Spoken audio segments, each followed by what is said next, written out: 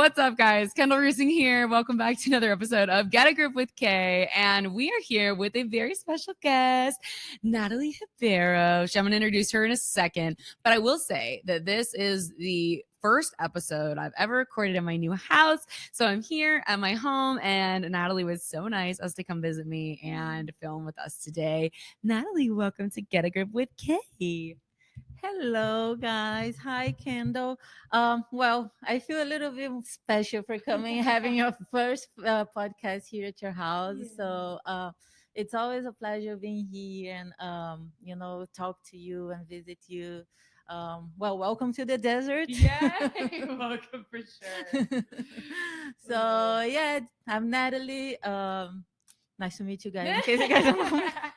Hold on, let me introduce. Let me say a little bit more about this human right here. So I'm going to list out some of your accomplishments, and you're gonna have to fill in the gaps because you have too many for any one person to ever remember.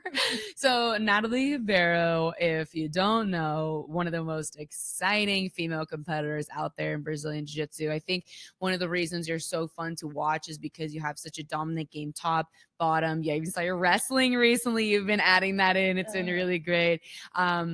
Gi and no gi, really highly accomplished. And you've been kind of one of the consistent figures when we look at black belt divisions. You're always in the mix and you're always on the podium and you're always like coming up and having these electrifying wins over, very high level athletes. There was like a famous match that you had that it's unfortunate that you didn't end up winning the match, but I wanted to mention it because it was a huge moment in jiu-jitsu history when you had Fionn locked in a triangle for like minutes. I know she's like, don't bring it up. This is a horrible memory. But it's worth mentioning because people out there, I think, maybe know that clip or they've seen it, but maybe they don't remember like, oh, that's who that was. Like, so you are always super exciting and super fun to watch, but most recently just won the world championships, right? That's like the one you were looking to complete. Like, what is it? Thor? No, not Thor. What's the guy with the gauntlet, the ring, the hand, the jewels on his hand? You know who I'm talking about? The Marvel. Marvel person. Wait. No, I read Thanos. Thanos, yes. I was a Marvel fan before. So you got the final ring because you won every tournament except for the world championships after coming really close many times, and you just had a huge win at the Worlds. And man, if you guys did not see this match, you've got to go back and watch it because the energy in the pyramid was insane. I was sitting mat side, and I told you this earlier before we started recording, but the only time I cried at the World Championships was when you won, because you had this electrifying energy where, like, man, you guys, I'm getting goosebumps thinking about it. You got to go look at the photos and the videos because the way that you, oh, hi, Red. My kitty's here saying hello, flying his tail around for you guys. The way that your laser focus, your eyes look when you win, oh my God, it's intense. Like you can feel the victory from just that photo. You can feel it. So that was definitely, I mean, would you say the highlight of your career? Talk a little bit about your career leading up to that moment, like that experience. Well, yes. So, oh my God, it's hard even for me to say. Sometimes, I don't even believe I had accomplished that. I know. And, like I used to feel that I would only maybe define myself as a good athlete if I had the world champion. So, which is a little bit sad because I couldn't celebrate a little my other victories. But, like it was very special for me because I was looking for it for a long time, since 2018, I believe. It was when I got my black belt. So it was such a great moment. And for this tournament specifically, it was the tournament where I had not only my physical really ready, but also my mental. So I think this year was where I was like, okay, so I have to really be mentally ready for this. So, to win a world champion, you cannot only think that you have to train hard and have the best trained partners, or, be very, yes, exactly, or be physically ready, you also have to be very mentally ready, because is the hardest part. Honestly, for me, I think being mentally ready is the hardest training that you need to practice. So and I did it, like it was really nice. It was such a good moment, and just to finally understand, like, just finally to accept who I am, or I finally understood how recognize myself of who I am and everything that I've been through, and to get where I was. Before I used to think that I was I think I was just doing what I had to do, and like, and that's it. Like, I didn't think that who I was something like incredible. I never see myself as an amazing woman or amazing person, to had achieved so much. So I think that everything that I achieved, it wasn't more than what I had to, so it was hard for me to see and to understand that everything that I did was thanks to my hard work, and and thanks to my hard work, and to my and all my dedication. And I never recognized myself. I always thought that, okay, this is, you have to do that, so there is no other thing, there is no like Other reason for, option. other option, no other reason for you to be celebrating or whatever. So I finally started to understand that, like, everything that you do for yourself, it's awesome, it's amazing. So you have to recognize who you are. And I finally did it. And I think this was, the most important part, to understand that, I'm there because, like, I deserve to be there. I worked hard and I did everything I could. Sometimes I used to compare myself. I think that I wasn't doing what I supposed to do, or I wasn't doing enough. So I was like, no, like, I'm doing everything that I can. Like, I'm working, I'm training, I'm teaching, and at the same time, I'm doing my physical therapy, and I'm working out, and I'm doing my therapy. So, like, I was finally, like, realizing that it was important for me to have my mental, like, my recognition to myself, because if I don't recognize myself, who else will? Nobody's gonna do for me things that I have to do. So I finally think I finally understood that, and I think that was the key for me to have this world title, like, to finally understand that, yes, Natalie, you can have. You can have. Yes, of course you can. Like, Yeah. And it's interesting the way you're describing it too, because I think this is a really powerful message to people listening, is that it wasn't because you won the world championships that then you felt worthy. It was you felt worthy and then you had the world championships, right? Exactly. Yeah, exactly. Because before I used to think, no, I will only be good, or I will only, be a role model or a good example or whatever, for people if I had that championship. But actually, like, it's the opposite. It's literally the opposite. Like, yeah, so this was a very good lesson that I learned. It took me years, yes, but like, We made it. we made it, exactly. So it was very special. Wow. Yeah. It's such a powerful message too when you're thinking about, you use the word, I think you used the word, well, you said recognize, but I'm also imagining validate. Like the validation that we give ourselves is so much more powerful than another person giving it to us. You're like, if I don't recognize myself, then who is going to? And I think it's worth mentioning that many people in our lives who we love and respect, they may give us that recognition, they may give us that validation, but to only rely on that is really scary because we're putting our self-esteem in the hands of somebody else. So even if you have all these people around you telling you're amazing, it's never going to be the way that you feel it when you believe it for yourself. And so when you build that inner strength, then you go into a competition like a world championship, and you don't necessarily compete now for the pressure of what other people think. You're literally competing because you are feeling that power within yourself. And I think that's, to me, what I'm hearing, the experience you had in the transformation that finally led you to the title that you've been dreaming about. Does that sound right? Yeah, yes, Yeah. exactly. Because if you stop to think, yeah, someone believes in me. Like, of course, all these people that believed in me helped me to, realize who I am. Because if it wasn't for them, like, they would always tell me, Natalie, you're such a great person, or, you're such a great athlete, you work hard, but they won't step on the mats and fight for Yeah. me.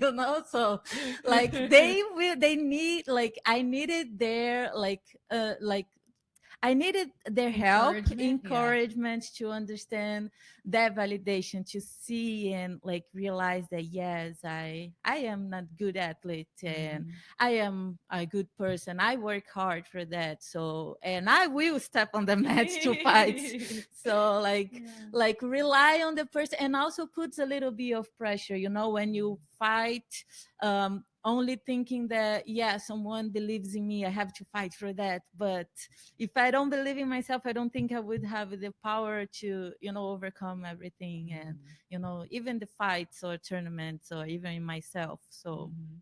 I think it was, like that self belief. It was very important. It's a big step, even for, like, if it's someone is having hard time to believe in themselves, that's when we have to start, I don't know, like finding therapists, Mm. reading books, and trying to go and understand or accepting who you are. Like the hardest part for me was when I couldn't like my ugly part, but Mm. just because I have some ugly parts, that doesn't mean that I'm not worth enough for winning something that I want, or going Mhm. after what I want. Like everyone Mm. has its darkness, and it's Mhm. always part of us. So Yeah. I think one of the parts that I needed really to accept and recognize myself was this heart, this darkness. So I think that Mm. everything put up together, and yes, Mm.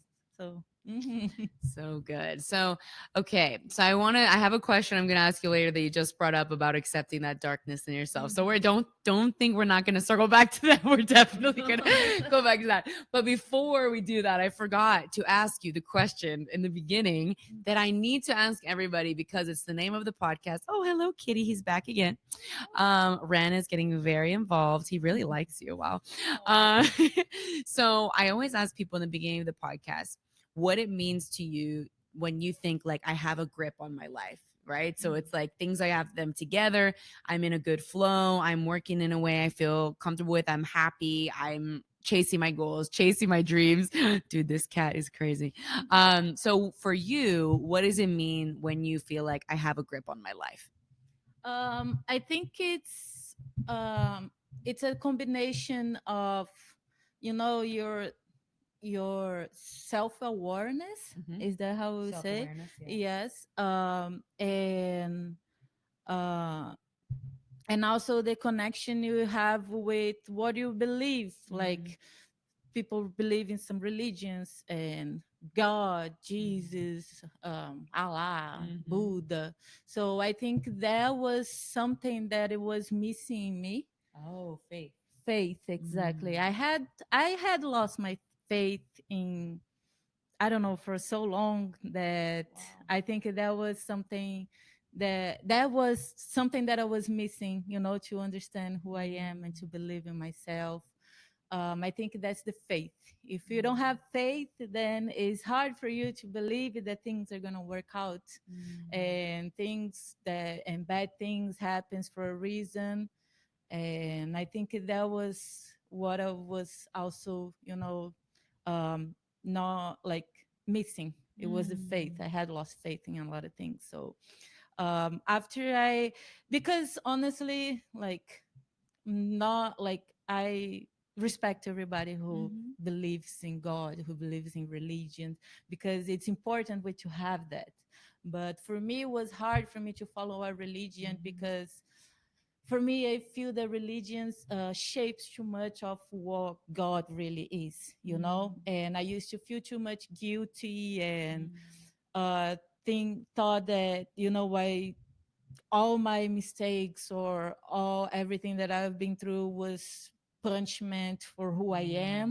Mhm. So I think when Lot of I shame. yes, a lot of shame, exactly. So I think after I realized that, like it, God is much more, than, you know Right and wrong. oh, yes, right and wrong, exactly. So like we just need to, like mistakes that we made, we just need to accept and try to learn from them, because that's what is going to make us stronger. So I Mm. was trying to deny myself or punishing myself because I did this or because I did that or Mhm. because this happening to me. I will would never be worth of getting what I want. I'm not only talking about the world championship, but it's everything in life, everything that I wanted to have or I wanted to be or I wanted to achieve. Mhm. I never thought that I was going to, like, I would be worth of getting, like, Because of previous mistakes. yes, because of previous mistakes and because of people's judgment Mhm. and um, a lot of these things. And sometimes I used to feel guilty for not, like, praying to God or, Mm. I don't know, going to Yeah, church, yeah, yeah. so I thought that for me not doing this type of thing, I Mm. wouldn't be able to be something that I really want to have, Mhm. Mhm. so yeah, it was more that. So would you say that when you have a grip on your life, you are in a place of a faith that is like a loving relationship? Is that Mhm. really what's making it up? Yes, like I like to say that I believe in the universe. Mhm. Like I believe the universe is, like, it's so big and so Mhm. infinite. It's Mhm. and it's like, there is a bunch of possibilities. It's Mhm. everything's possible. Like Mhm. it's an infinite chance that you Yeah. can, get or arrive or, go for it. Yeah. So I believe that after I understood that, and everything, like when I say universe, it's like it's God, it's good, it's Mhm. Allah, it's, Mhm. Mhm. like, all religion leads to, like, the main thing, that's what it's after, we're gonna go after here. Yeah. So after I understood that, I think that gave me that, I think that there I found faith again, like Mm. that, like we're much more than just human beings, Yeah. like. So I think that helps me a lot find my faith again. Mm. Mm. Hmm. So good. Have you read the book A Return to Love? No. Oh my gosh. I have like, okay, it's funny because you can't see it from here, but I have a stack of like 6 of them over there because I give them to people all the time. I'm going to give you one because you need to read that. You're going to love this book. And it has this idea kind of similar to what you're saying, but like it replaces, or the word love is exchangeable with God, universe, source, whatever. And the book Return to Love is basically, it's a book about another book. It's like a book describing a book called A Course in Miracles, and it's basically saying, everything is love all the time. It's humans that get involved and make it something else. And so if we can remember to return to that often enough, then and remember more and forget less, like what you're saying, to have that faith, then we're going to have a more beautiful life, and we're going to have a more pleasant existence that is in, we're like working with the universe, not against, right? So, okay, so before we go into the darkness question, because I have that in the back of my mind, we're still going to ask, and we also have now acquired a cat on my lap, so we're getting really cozy.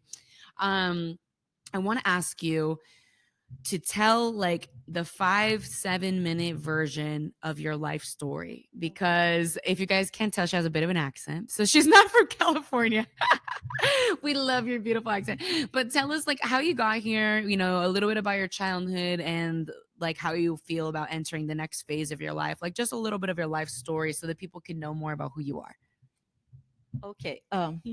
If I start crying, We love it. We don't love worry, the tears. please. Don't worry. I'm a crybaby, guys. So, Oh, good. but I'll do my best to be, like, to compose myself here. So, I was always like a lonely kid. Mm.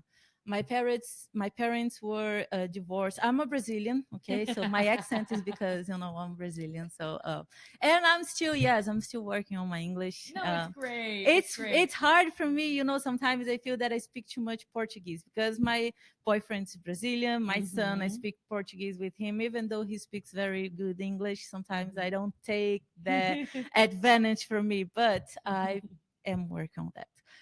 So coming back to my childhood all the way to here, I was a very lonely kid. My parents were divorced very early, and what, people make mistakes. And my parents, I love my parents, my dad, my mom. And but they used to fight all the time. And I used to see that, and I think that gives me a little bit of shyness, and not able to I'm not very able to, like, express myself. Express Well, your yeah. yeah. So, and they were divorced very early, when I was a kid.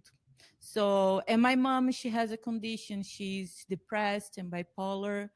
And when my dad left home, she used to sleep all day taking medicines because it was very hard for her.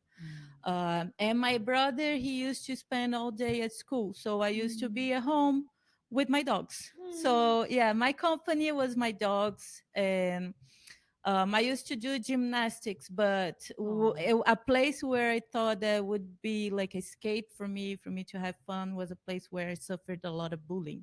Wow. So, and that makes me have hard time on making friends with girls. So these are something, that it was hard for me to deal with. So I suffered a lot of bullying. Gymnastics, how gymnastics people are, Intense. I did intense. gymnastics too. Yeah, Really? when I'm like 2 years old until like 12, 13. Oh, that's Yeah. so cool. So I know. Yeah. So they are very competitive and very passionate. So and I think that was very hard for me because it grows like right when I enter on that. I remember until today they were making fun of my performance and say that it was good for nothing and blah blah blah. So yes, so I was lonely at home, lonely at the gymnastics. At school, I won't lie, it was a place where I had good friends. Not many, but I had some good friends. So my three best friends at school when I was little, like about 6, 7 years old, was three girls, Lua, Camila, and Mariana.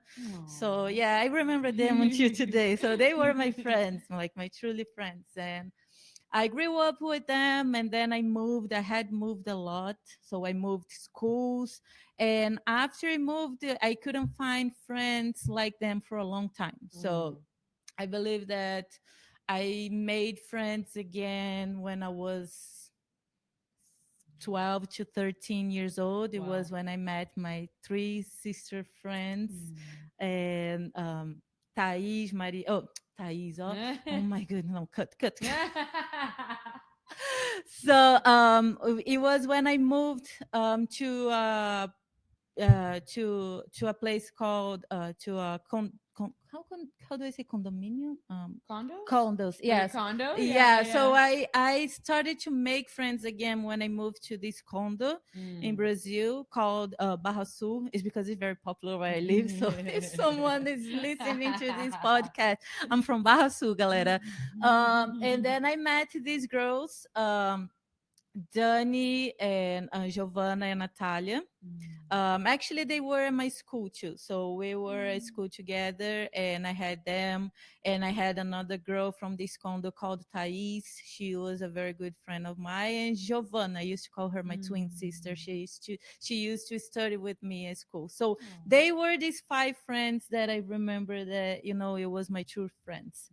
And so after years, it was only at 13 years old that I started making friends again. So I was very lonely. And I didn't have that consciousness that to understand how lonely I was. So it was hard for me, my childhood, but until I met them, things started to getting better, and then I met my first boyfriend, which I got pregnant with. That was my first son, Victor. So I was pregnant at 16 years old, and it was very hard for me too, because I moved to this other school where I had some friends, but like after they found out that I was pregnant, I think their parents thought that I was a bad influence, so they couldn't be my friends anymore. And I couldn't even finish school because of that. So, when you start to listen, people saying like, oh, she lost all her future. She's going to, uh, I feel bad for her son. Now her parents are gonna have to take care of him instead of her. She's a weight. I think, I don't know how you guys express that, but a weight for your family. Like they're gonna have to take care of your A kid. burden, A like a burden. Yes, Yeah. exactly. You're gonna be a burden for your family. You're not gonna hold your relationship. You think that getting a son or kid is gonna help you with that. It's not. So that made me started feeling very. I think it was from there on that I started losing my faith.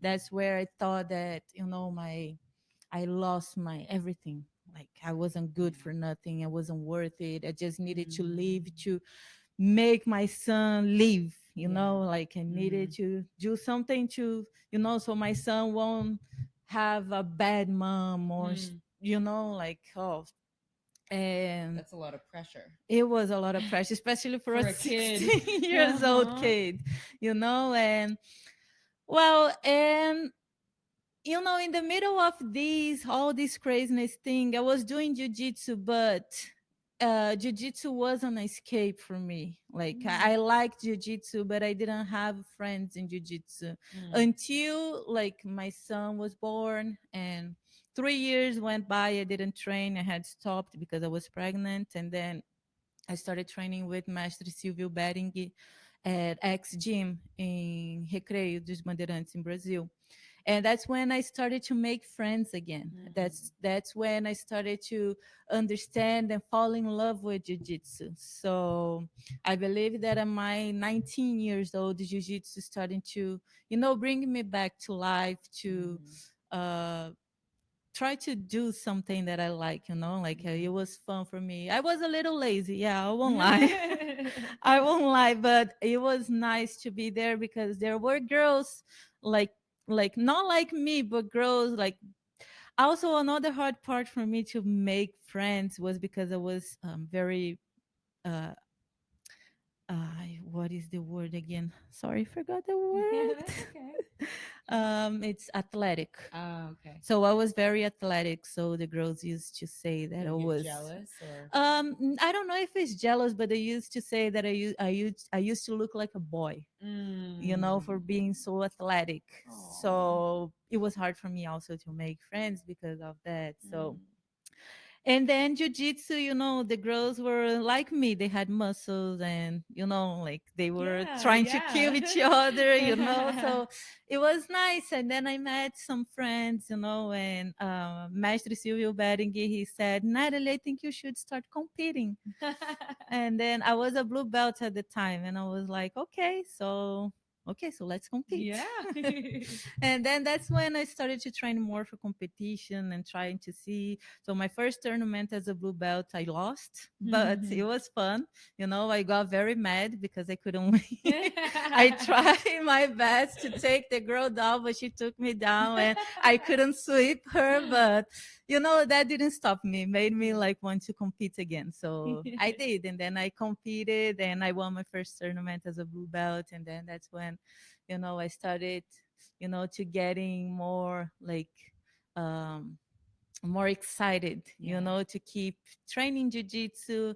And then at that time, 19 to 20 years old, I was working also with my dad, and he was helping me a lot, sponsoring me, letting me, giving me flexible time schedule so I could go to do like strength and conditioning and What going kind of to the work gym. did he do? So he used to work in Brazil with uh,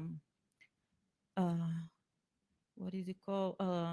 real estate. Real estate. Oh Yeah. wow. So you were So working in real estate? Wow. yes. So I used to manage because he used to build apartments. Yeah. So I used to live in a place called after I moved from Barra Sul to a place called Juca Machado. Mm. It's like a more community place. Mhm.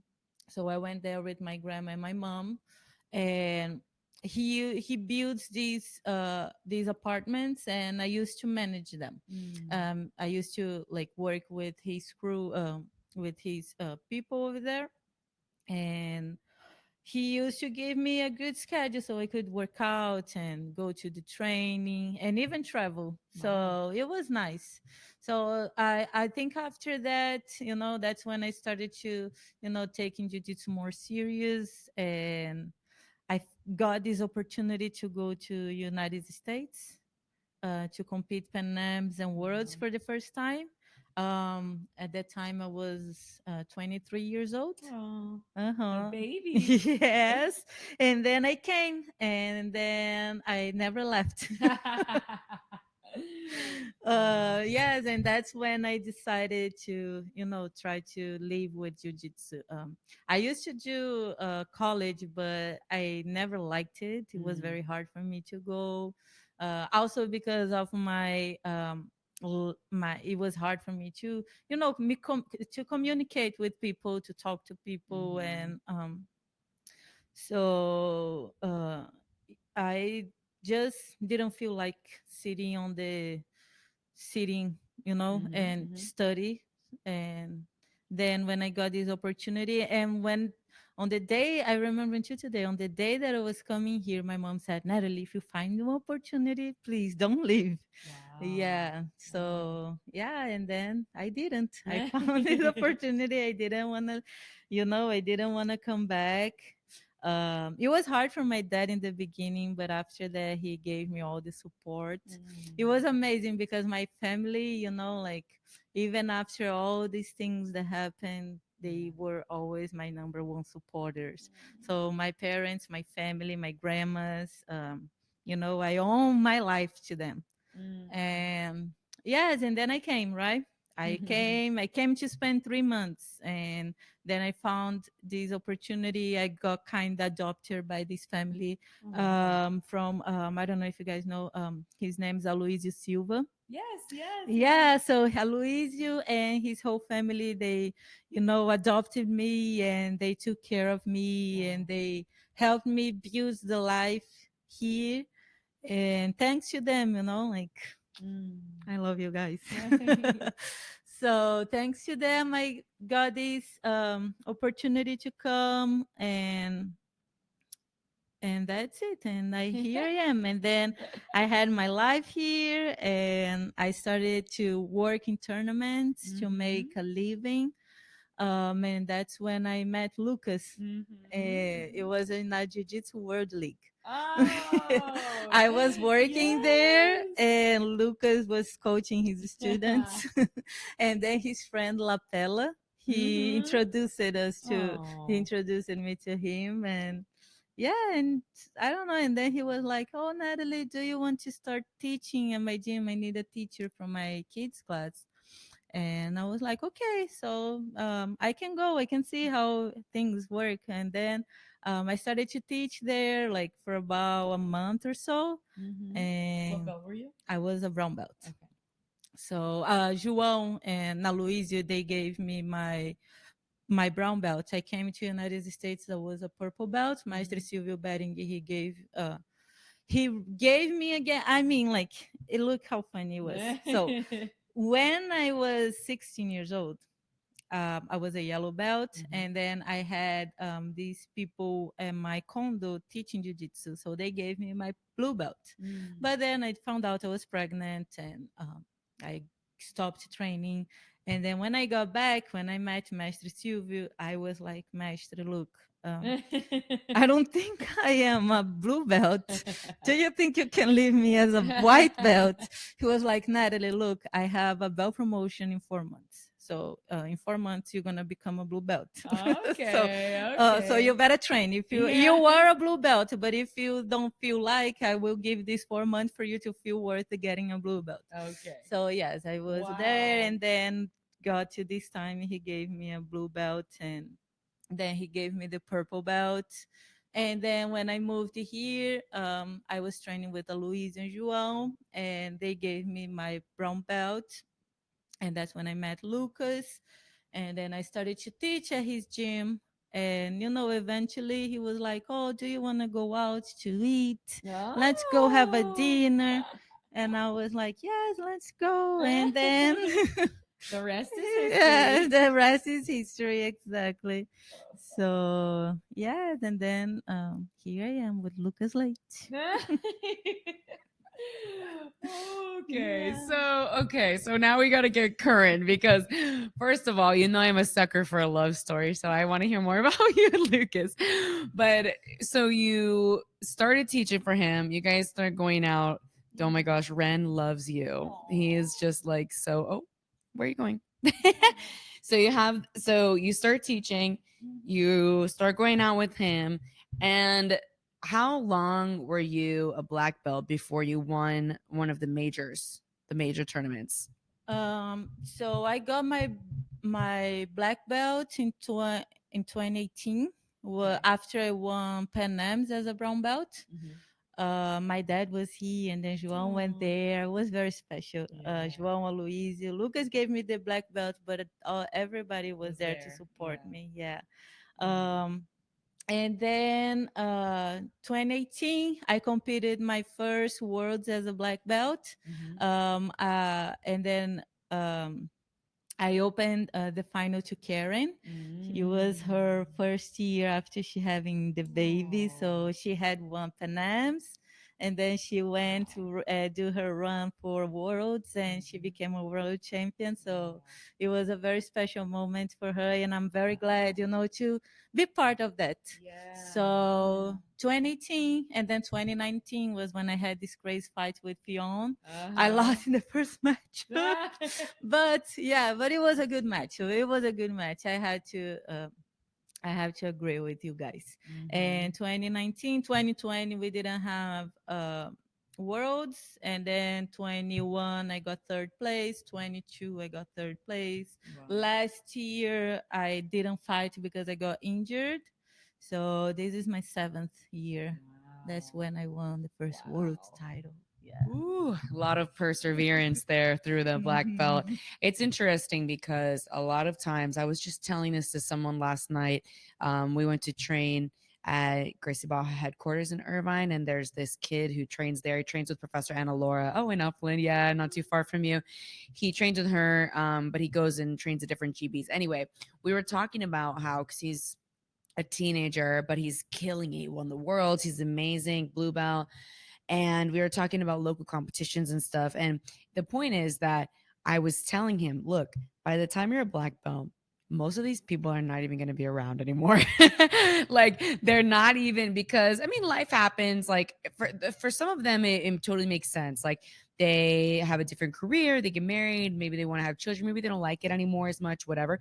But for many people, they stop competing because they cannot handle the perseverance that it requires to have to deal with loss, because it hurts. Hurts a lot. Hurts your feelings. You can be embarrassed. You have to deal a lot with your ego. It's very confrontational. So I was saying, like, don't worry about any of the individual people, because more than half of them are not even going to be around. So I want to bring it back to you at black belt is an even more advanced version of this, where you're competing in these divisions for so many years. Some of the people do stay the same, and then there's this pressure because maybe you have a loss to a certain person, they're going to be in your division and they're probably not going anywhere because they're established black belts. How do you feel you had to deploy your level of perseverance through that time, especially when you were saying, like, that was a time where you didn't feel your faith was as strong? Like, what was it that kept you going through that period, chasing this one title, even though you're meeting the same tough girls in every division every year over and over. Like, what kept you coming back? Instead of, and adding on that, like, instead of the path that a lot of people take of, oh, maybe I'm just going to only teach, maybe, like, I'm going to have more kids, maybe you already have your son, you could have just focused on, you're a great teacher, you have your schools, you're managing them, like, you have an amazing partner. Like, it's not like your life is not big. Your life is big. You could have stepped aside for competing, and a lot of people would have understood. Why didn't you? Um, like first I don't know, I feel that I had this little, like I had this little fire telling me to not give up. You know, it was, I think it was, you guys can laugh at me, I don't mind, but I started to watching Naruto. And he has this ninja way of never giving up. I love that. And like, he inspired me. Like, he wanted to become a Hokage, and shout out to yeah, exactly. Like, he was a little kid from his village, and people hated him because he had this demon inside of him, and everybody wanted to, like, he was a lone kid. So I think I think I identify myself with him. I know I'm crying because of Naruto character. But cute. like, it was Powerful. yes, it was like, I think people ask, what made you change? Honestly, I think it was because I started to watch Naruto.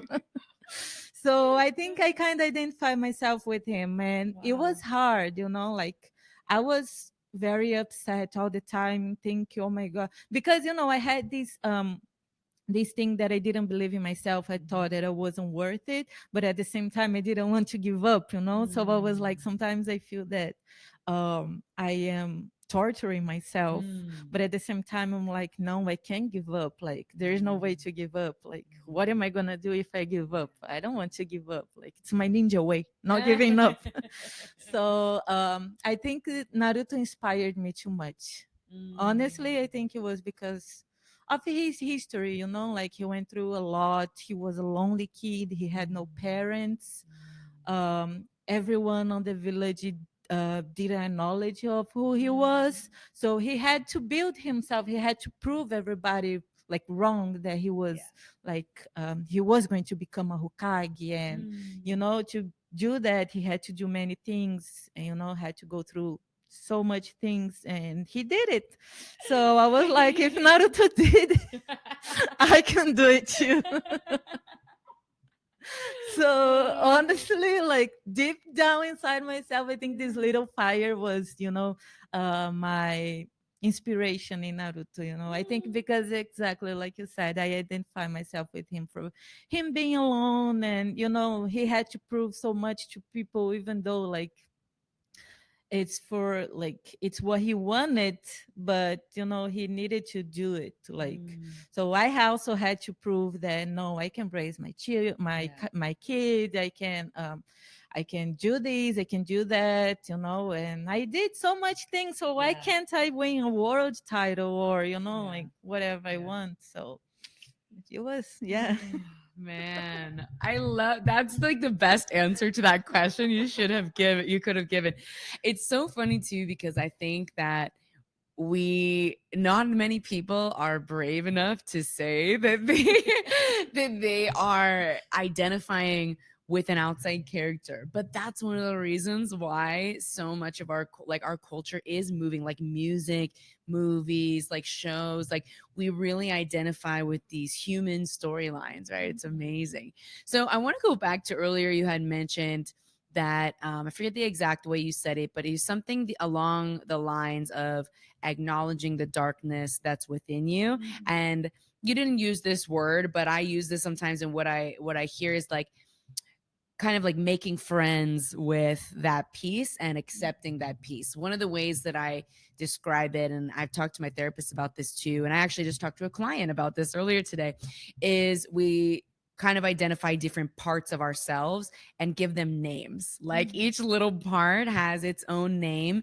So maybe I have like the teenage version of myself that's like, fuck you, fuck that. I don't need you. I'll do it all by myself. You know, like I'll do it by myself. I don't need any of you. Like, so there's that version of me. Like there's all these little different parts. And if I think about having all these parts on a school bus or like in a van, like when you go on a road trip, you have a big van, I can hear the voice of that part and be like, oh, hi, okay. Thank you for sharing. I appreciate that. But you can go sit in the back seat, put your seatbelt on.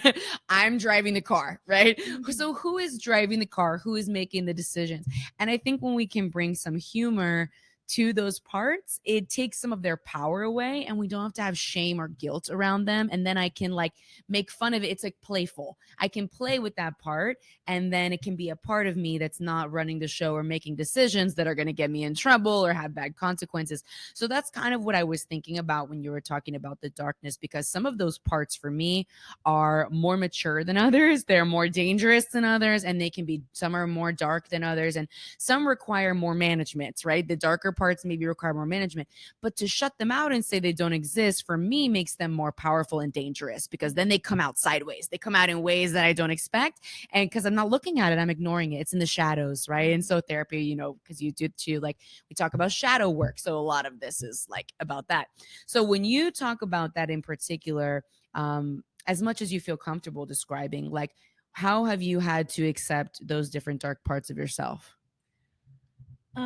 Well, it was a lot of therapy sessions. So my therapist, she's so amazing. She helped me, like, to identify, accept it, because, like, I just didn't want to. Like, I felt it ugly. Like, like, I used to see that, like, no, no, that's not possible for me. Like, I wanted to reject that, it was too much shame and too much, pain also, and I didn't want to deal with that. I just wanted it to disappear. But the only way to disappear is if we hug them, and, say, hey, it's okay. I know it hurts, but it's okay. I'm here with you. You won't need to suffer by yourself. I'll be here now taking care of you. Hold my hand. Okay, now I will, don't worry, I will take care of you. So I had my child, my kid was very strong. It is sometimes, sometimes it comes in. But I just need to have patience to deal with it. I think the hardest part for me, I am a very impatient person. So I think this is one of my darkest parts, because, like, sometimes I don't have patience to deal with myself. And, and then I started not having patience to deal with other people. So I think my patience was something that I had to work a lot to deal with that. And maybe uh, my compassion, like, to understand that, yeah, we go through hard times. So I had my kid, I had to talk a lot to this kid and say, hey, I know you were alone for a long time and you think you could handle everything by yourself. You could take care of everything by yourself, but now you had me. Now you have me and me, and I can help you. It's okay for us to ask for help, because I thought that I couldn't have nobody to help me, because nobody would understand me, or because I didn't want people to, you know, um, I didn't want to worry people, like, they have so much to worry about their lives. Why they would take time to help me, So I didn't want to, waste people time. So I always thought I was a waste of time. So I didn't want to people, waste their time with me. So I used to try to do and deal with everything by myself. So, and sometimes I still do. So, but it's okay. I will find my patience again to deal with that again. But I think it was the patience, and the compassion, and then with my teenagers time, it was also like to deal with her. Like, it was hard too, but like, little by little, I've been, especially, I think you know, like this tournament, the worlds this year helped me open up my head for that, like to welcome my darkness, you know, because if you stop to understand, like if you stop to think, like to win a world champion, you have to love the pain, Yeah. because you know, like you suffer a lot to become a world champion, like how many things you have to sacrifice. Yeah. You have to, you know, like like yeah, the sacrifice was something that, you know, it was hard to understand. So I had to sacrifice a lot of things inside of my head, ego and, you know, pride and patience, you know. So I was like, you know, if I want to become that person I see in my future, I have to do this, I have to sacrifice, I have to feel the pain. Like in Naruto, they say, Yes, feel yes. pain, no pain, accept pain. Those who do not know pain will never understand true peace. Oh, I love So it. I love it. yeah, so that like helped me a lot to understand that, you know, we have to accept this painful past that we had. um I had made many mistakes in life, but who hasn't, you know? Like Yeah. the only way to be strong today is because of all the mistakes we had made, all the obstacles we went through, and the lessons we had to learn. Because we can like make many mistakes, but if we don't learn from them, we will keep making and repeating, and then it's gonna be a never ending cycle that is gonna, you know, like drag us down. And I didn't want to be dragged down anymore, just wanted to boom go up. So in my, yes, in my teenager years, like I was like sick for trying to have attention, maybe because I was so lonely in my childhood. I was trying to stand out, trying to make friends. So I used to do a bunch of things that, you know, like I didn't need to, Yeah. you know, like just to have people attention or people approval, and try to find friends, like become someone that I wasn't, to be able to have people as my friends. So I think that part was my darkness, you know, like I had done, yeah, like I had made many mistakes in my teenager time, but you know, I now I hug it and I said it's okay, girl. Yeah. Like look at where you are right now. Yeah. Like if I hadn't made these mistakes, I wouldn't be who I am today. So like I had read this phrase on Instagram that like I forgot the name, but it's like it's something about like, so the phrase is, why do we reject one phase but love another? Can't you see that to get to one you love, you had to be the one you struggle with? So Ooh. Can you send that to me? yeah, Yes, let me send see. that to me. That's so good. So Wow. that was like, yes, like why can't I accept like my darkness, if that's with my darkness I am becoming something that I want to. So I think that phrase also helped me open my mind, you know, and accept more myself and my mistakes. And yes, and yeah, that's when like, yeah, like that's what, like few things like these that make me realize that, you know, sometimes we live a life trying to, you know, we forget that, you know, this is, The present moment. yeah, this is the present moment, and we have only this life, and we are worrying about something that, you know, in 5 years or even 5 hours is not gonna make any difference, you know, like I'm wasting time in like denying something that, you know, is just going to help me with my future, my life, and these things, you know. So Whew. And it's powerful when you have these realizations, because I think it's just like anything, it's a practice. Like the more we practice being in acceptance, the more we practice coming back to the present moment, the stronger it gets, because we're feeding that muscle, right? So then the next time something happens that's painful or difficult, or maybe you act out in a behavior that you're not very proud of, or you make a mistake, like maybe that time you can have compassion for yourself faster. You can talk to that part of yourself faster. So you don't have to spend so much time in the pain anymore, and you can move through it. one of the phrases I heard that that was so good is something along the lines of, it used to take, you know, an avalanche to get me to change. And then it took, like, what is it? I forget the name, like the exact, like a blizzard to make me change.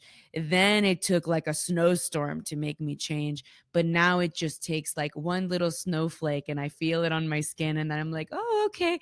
So it's like we get practiced at shifting our perspective faster and remembering to come back to that faith faster. And I think it's like I see this visual in my head of the time of remembering gets longer and the time of forgetting gets shorter. And so if it was like colors, it's like red and then green is really little and then red is really big and then green is really little and then the green gets really, really small. Like over time, like I want that to be the way that it goes. So it's a muscle. And someone else said something about this the other day. It's similar to like positive thinking or gratitude. It's a practice. Like I have to think way less about being positive, so to speak, now than I used to. I used to have to think about it all the time. Like, okay, I'm going to do my meditation and I'm going to write my gratitude. Now it's like my default is when something happens that's frustrating, almost every time I immediately go to acceptance. Like, okay, this is what's happening. How can this be a benefit? I think this can actually be positive somehow. How? And I look for that. So when we look for, but it happens over time by practicing this, just like jujitsu or just like training in the gym. Like you get used to it. You go to that more automatically. Like one of the things with lifting that's so interesting is that I think when people get practiced at going to the gym consistently, or jiu-jitsu too, over time, like first it's like, okay, I got to make myself go. At the end of that or over time, it's not a matter of if I'm going to go, it's what am I going to do when I get there? How am I going to move the training around to work for my body or work for my mind? Like, but that takes time of like going through the groove and making the groove in the ground of the routine deeper. Like it gets deeper and deeper. So then you're just automatically in the groove. You don't have to find the path anymore. The path exists. You're just walking in it. Yeah. Yeah. It's like, it's crazy because, like, it's like you said, you have to practice it and it's not going to come overnight, like you have to have the discipline to, until it's, until it becomes like your habit, you have it to have the discipline for it to become a habit. So I also read a book called Atomic Habits. So that helps me a lot to understand how important it is for you to be consistent, and be disciplined. So like I didn't have discipline much. I didn't had like a routine or something like that. Yes. I was going to say jujitsu. You were very Yes, no, yeah, but like even inside jiu-jitsu, like when you go, you teach, you do the class, you do the position, but you don't actually work on what you have intention. to. Yeah. So after I read this book, I started to understand more that the habits, the discipline, like things you have to let go of in order to become.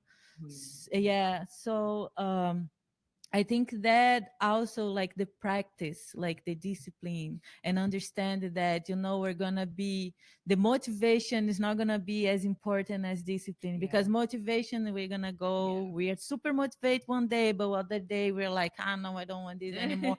But like the discipline is gonna make you keep going, like boom, boom, boom, Let boom. me ask you one thing about that. What would you say if someone were to ask you the question, like, okay, I want to have a more positive mindset.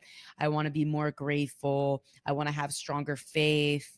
I want to be more disciplined. Like, I want to have more compassion for myself, more patience.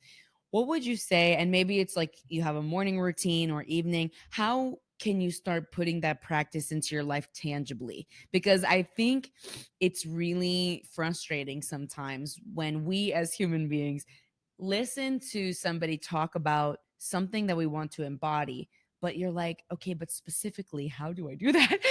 Like, how do I start practicing?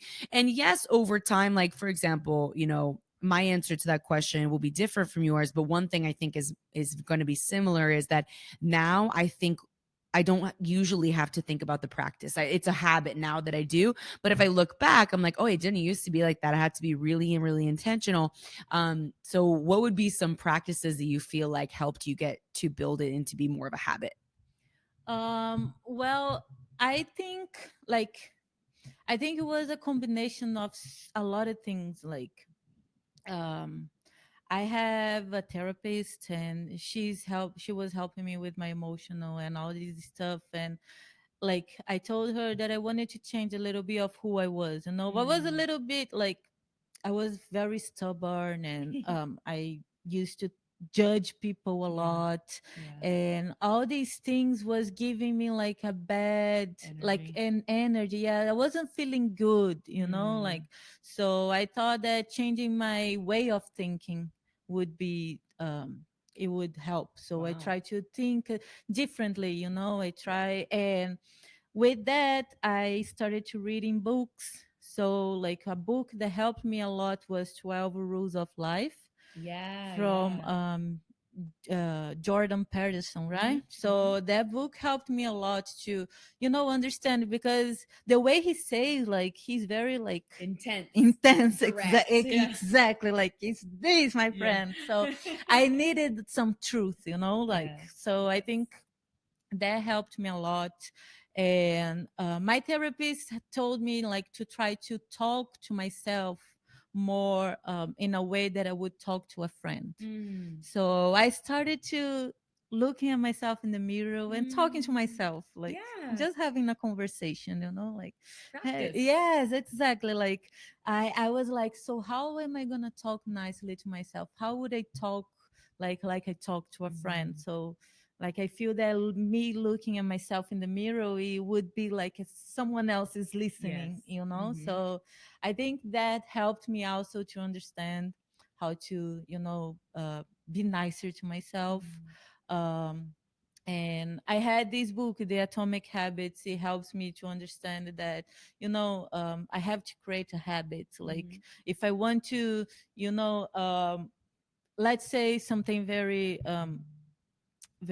specifically, let's say I want to learn how to, you know, pass outside pass. Mm-hmm. So I had to create these habits on getting like timings and day. Okay, so Monday, Wednesday, and Friday I'm just going to work on outside pass. It doesn't matter Mm-hmm. how it's gonna be. So If I let's just want to or not. Yeah. yes, exactly. If I want to or not, I have to. So things like this, you know. So I started to be more specifically with the things I wanted, and like being more positive. So I was practicing, and sometimes I was catching myself thinking negative. I was like, no, think positive, Nat, think positive. Mm-hmm. So like I think trying to create this habit, you know. And um I started to journal, Mm. and understand, trying to find a faith, like something that I believed. Mm-hmm. So I was Catholic before, Mm-hmm. but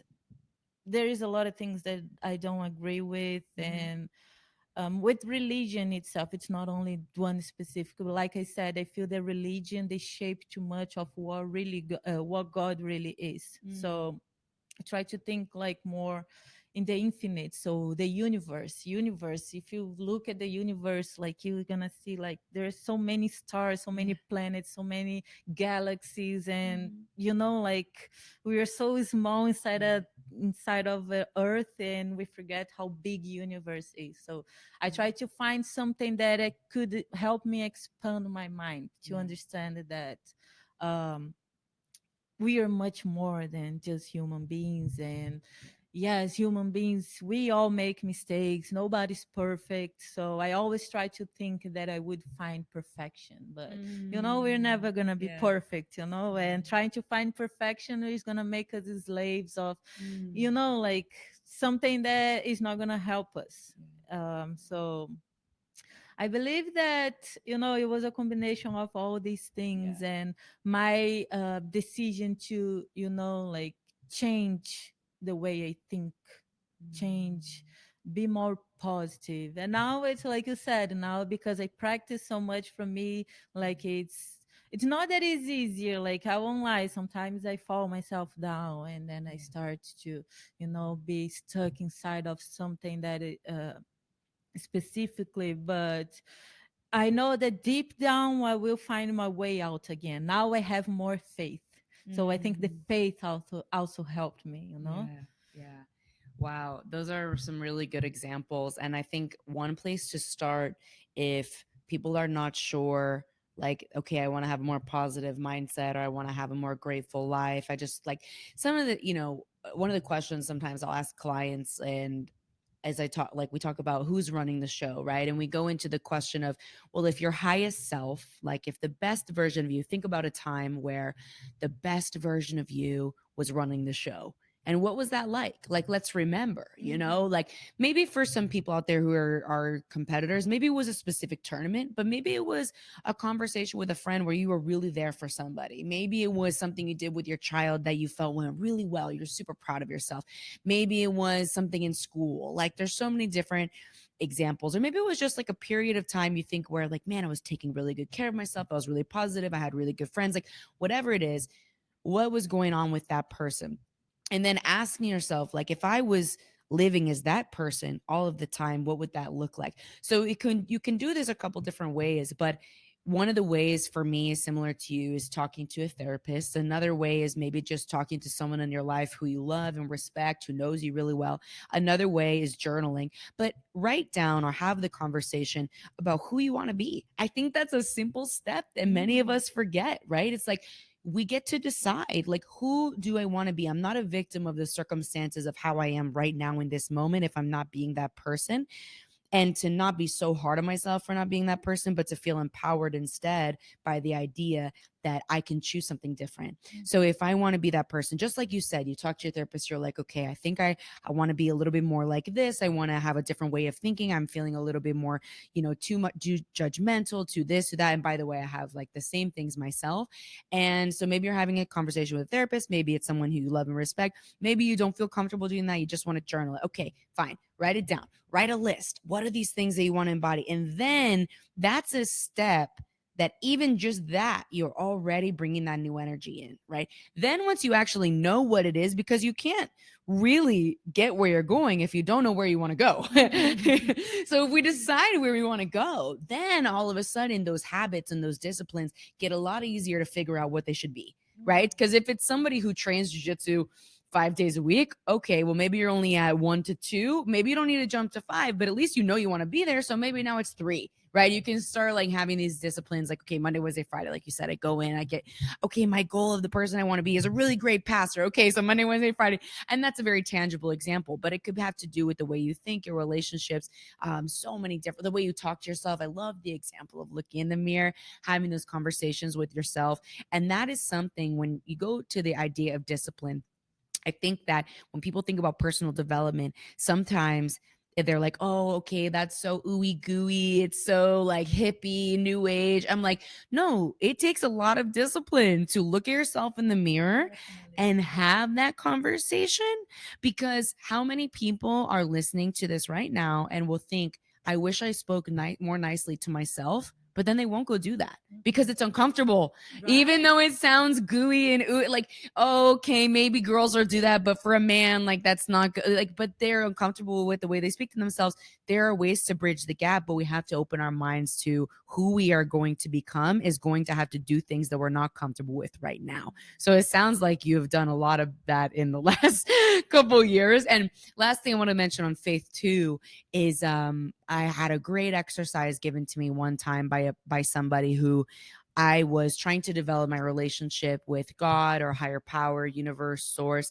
And they said, why don't you write a want ad? So we, in the United States, like, a want ad is, I'm looking for this certain kind of employee. So like an advertisement for a coach, for example, you might write all the list. So write a want ad for God. What do you want that to be like? Like, my conception of faith or God, what do I want that to look like? And again, going back to personal development, we might have to decide what we want that to feel like before we can start feeling it actually interacting with us. Does that make sense? Yes, yes, it Yeah. does make sense.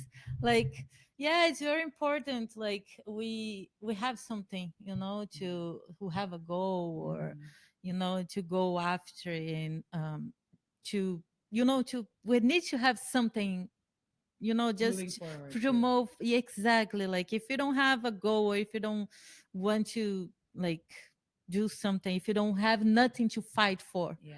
so why are you here? Yeah. Just to live and go to the 9 to 5 job, and then get home, sleep, and go work again. I don't think Mm. life is made for that. I Yeah. think life is made for Purpose. us, yes, to find a purpose, and also to evolve and try to become a better version of yourself. I Mhm. think that it's very important. We try to, it's hard, it's uncomfortable, you talk and recognize your own mistakes or your own ugly part, but Mhm. it's just who you are. Yeah, Like you yeah, have yeah. to accept. Yeah. If you don't accept yourself, It's still then there. yeah, you're gonna still there, and you're gonna still feel like a very shitty person. I don't know. Mhm. So few things that my therapist also told me when I used to complain too much. I used to complain too much, like I wasn't grateful at all. So uh I used to complain a lot about people's behavior, this and that, and she was like, Natalie, sometimes sometimes we don't like something on the person, but that means that we don't like something in us. The mirror. Yes, it's just like a mirror. If you Exactly, it's just like a mirror. So that also helped me open my eyes. So like I was like, oh my Mm. goodness, so am I that person? So Man. okay, so I think I have to change something. You know, the biggest one for me with that, I remember that it used to bother me so much when I feel like people were trying to get attention. And I was like,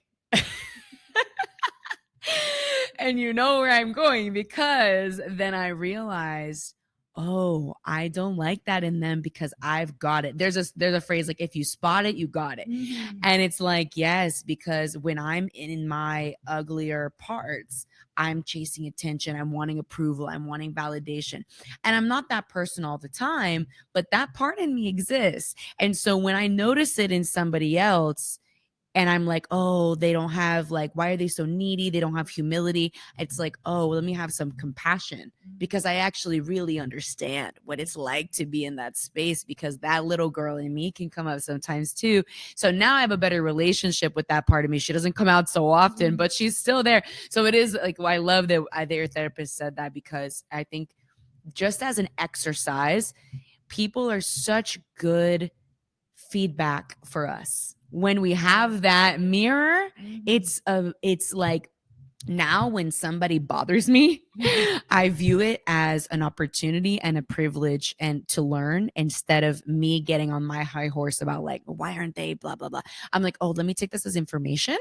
Let me ask myself a question and get curious, like, why does this actually bother me so much? And it's very humbling. Yeah. Yes, it is very humbling. Like it's something that sometimes it hurts our ego, but Yeah. like this is, I think we have to. I try to. I've been trying to, understand a little bit. This thing, Yeah. find the curiosity, Curiosity. curiosity. Yes, exactly that word you said. So I've been trying to be very curious with that, because I see that ego, doesn't help us at all. And sometimes when I see someone too egoist, is that how we say? When someone is Like an egomaniac.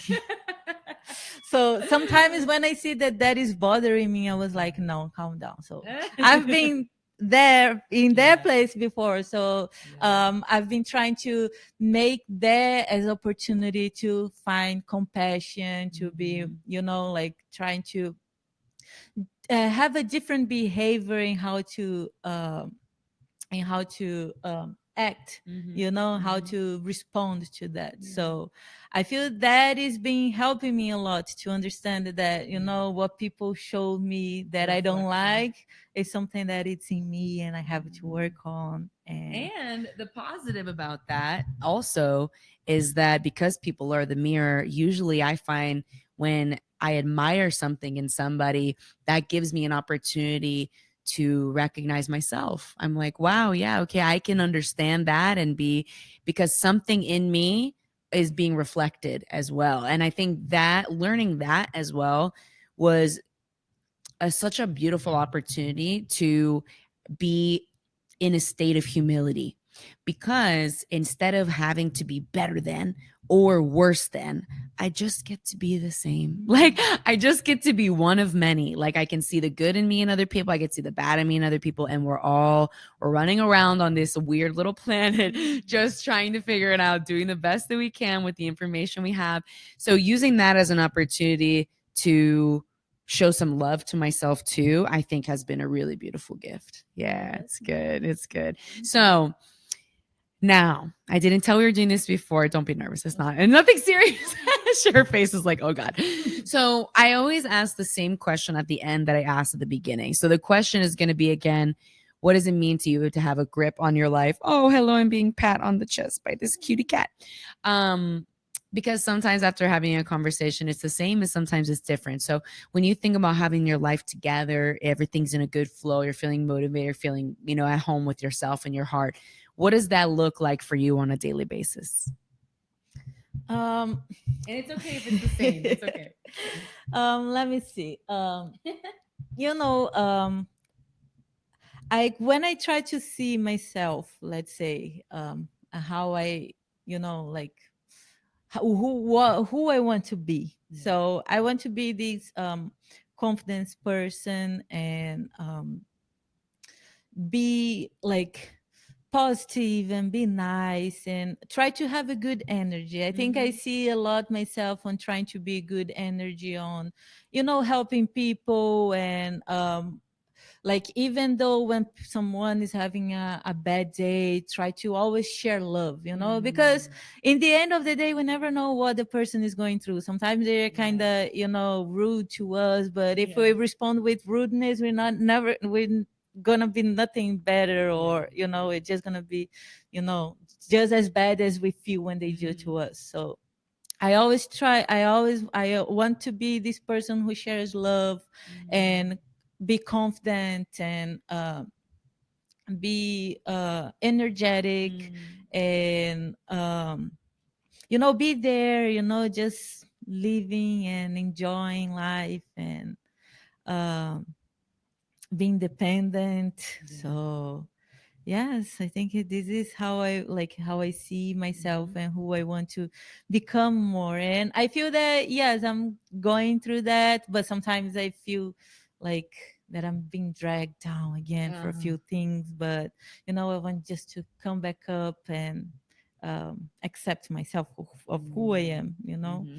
So yes, I want to be more confident. That's something that I want to, like what you just said was very interesting. You said that when you validate something in the person, that means that you also validate something in yourself. And I never stopped to think about that. I never stopped to think about that, because when I like something about the person, it means that I want to have that, so I kind of like it, and I kind of want to practice that. So I find it as an inspiration, like, so I want to inspire people. I want to be more inspirational, and validate more myself. Yes, I love it. I love it.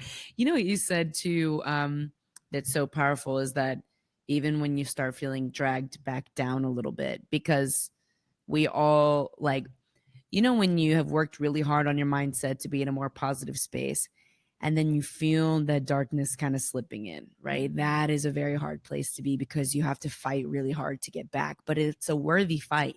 It's a worthy fight. And once you establish like the lifestyle that feels really positive and grateful, it doesn't mean that we're never dragged back, but the benefit of having that experience is that it's worth it. So you have that, like you said, what are you fighting for, right? If you know that you're fighting to have that experience in life, then even when it gets hard, you'll be willing to do what it takes to fight to get back, right? And it's a big deal. So, okay. So as we finish here, why don't you tell people where to find you and all of the beautiful places they can see you? Because I didn't even mention it in the beginning. Like, yes, you won the worlds, but you also won a million other things, like the pans, the euros, the nogi events, like so many super fights. Like, you're an amazing champion. But not only that, I think in the jiu-jitsu community, you might not even know this about yourself. In the jiu-jitsu community, anytime your name comes up in a conversation, it's always like, man, she's so amazing. She's so loving. She's so sweet. Usually, the way I describe you when people ask is I'm like, I've never heard anyone say something negative about her ever. Like, everybody thinks that she is like the sweetest person ever. And I think also I see you as somebody who is extremely supportive of other people's careers. Even people, I didn't even mention this, we fought twice. Like, we fought like multiple times in the open class. Like, we've had matches, but you would never know because it's just like, no, we are so supportive of each other. And I feel that even with people that you have like more rivalries with, like the people you fight with all the time in your weight class and your weight division, like I always see you in people's corners, like cheering them on and showing them love and showing them compassion. And you are that person that you're saying you wish to be. Like, you are that inspiring person. Like, if you see it in other people, it's because you have it. I believe that. Like, you really inspire a lot of people, and you bring a lot of love and energy and light and kindness to the jiu-jitsu community that I think is, sometimes it's like old fashioned. Like, we don't see it as much anymore, like that really amazing respect. But I think we're trying to bring it back. Like, we're bringing it back. So you guys can watch out for Nathalie in the jiu-jitsu world, but also just in life. Like, if you see her in tournaments, go say hi. She's an amazing teacher. If you're ever in the area, go take a class. She's a mother. She's a partner. Like, she's a really great friend, and just a person that I'm really grateful to know. So tell everyone where to find you, and then I'll close this out. All right. So I have two gyms with Lucas, Checkmate La Habra and Checkmate Upland. So I teach in Upland Monday through Thursday, and if you want to find me there, I teach kids class, I teach adults, and I am around in tournaments around Southern California. So please come say hi. I know, like, I'm a little shy, but please, I would love to, talk to you and take a picture and, have a conversation. So yes. And your social media. Oh, my social media. Yeah, sorry, I forgot about that. So my Instagram, I only use Instagram. I don't have other social media. It's Tata W Ribeiro. TATAW, and then my last name Ribeiro, RIBEIRO. So nice. Good job. I did it. So yeah, you can find me there, and shoot me a message. Sometimes I take time. I won't lie. I'm a terrible person to respond messages, but I will do my best to say hi to you guys, and I share my daily routine and my daily work. I used to spend all day at the gym, so most of the things you're gonna see me, it's at the gym or cooking, because sometimes I like to cook. So yeah, that's it. Yes. Well, thank you so much for being here, driving now, and enjoying. Oh my gosh, I so enjoyed this interview. I learned a lot from you too. And thank you guys so much for listening, for being here. I haven't had a new guest in a while, and I knew it was time to get someone special. So I'm so excited that we made it happen. And if you guys enjoyed the episode, found value in it, which I'm sure you did after all of that, from Tata, you definitely send this to somebody who could use the listen, somebody who maybe is looking for an up level or some growth in their life, or just somebody that you love who think could benefit from it. Send it to them, post it on Instagram, all that good stuff. Leave a review, comment wherever you're listening, whether it's YouTube, Spotify, Apple. Helps the podcast a lot move forward every single time. So I really appreciate it. And it helps continue when the podcast grows to do more and be able to get more awesome guests and things like that, get people to come out. So thank you guys for listening, and we'll see you in the next one. Thank you, Kendall. Thank you. It was I was telling Kendall right in the beginning that I was very shy, that I would relax with the timing, but I think I did. I hope I did a good job. So thank you, Kendall, for the invitation. It was amazing driving here, and having the first podcast as your new house. So I'm very glad to have that opportunity, and also it's a training for me to take my shyness away great because you know, like, but I want to learn how to, you know, be more communicative and express myself more. So I feel that this podcast is going to help me a lot with that. So thank you. Awesome. All right, go follow Tata, guys, on Instagram and make sure you keep up with her, and we'll see you in the next episode.